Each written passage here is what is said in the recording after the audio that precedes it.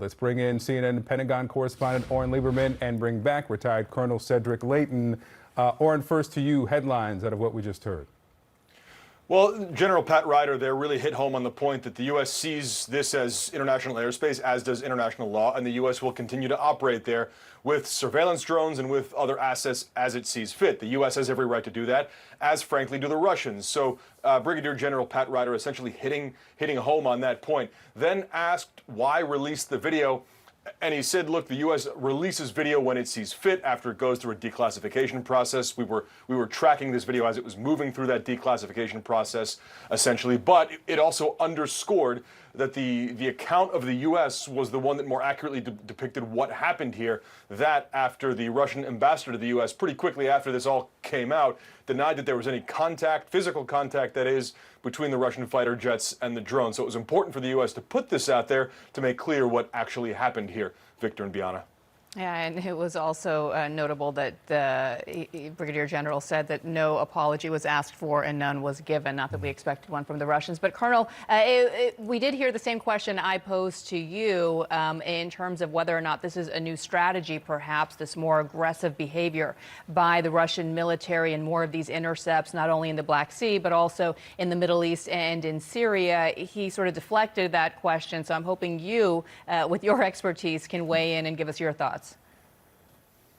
Yeah, I definitely think that is the case, Bianna. That the key thing here is that the Russians go in waves. Sometimes they will be much more aggressive when it comes to intercepting reconnaissance flights. Other times they will just allow them to pass through. They will take a look. They might intercept, but they will never do things like what you see here in the video with the MQ-9. With their more aggressive approach, that all changes. The rule book becomes a different one. And what the Russians end up doing is they end up taking very aggressive maneuvers against both manned and unmanned aerial vehicles. And so that can have some significant consequences, not only in the Black Sea area, but in the Baltic and other areas along the Russian border.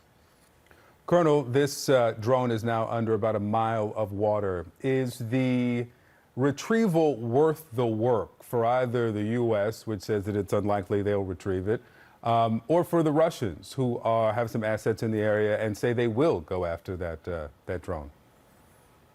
Yeah, it's going to be hard for either side to do this, Victor. The Russians will look at it as getting a propaganda coup if they can actually pull this up in a very public fashion, pull up a piece of the MQ-9 and say, look what we have. That will, I think, be a propaganda thing for them. As far as the U.S. is concerned, it would certainly be good if we could take it back, if we could get the pieces and parts that have crashed into the Black Sea and safeguard them from the Russians. But it is not absolutely essential that we do so.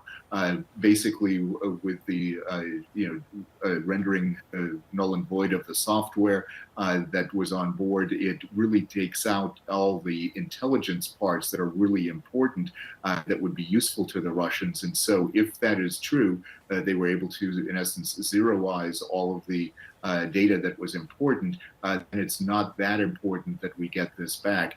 But symbolically, it would certainly be good for us to take possession of it instead of having it fall into Russian hands.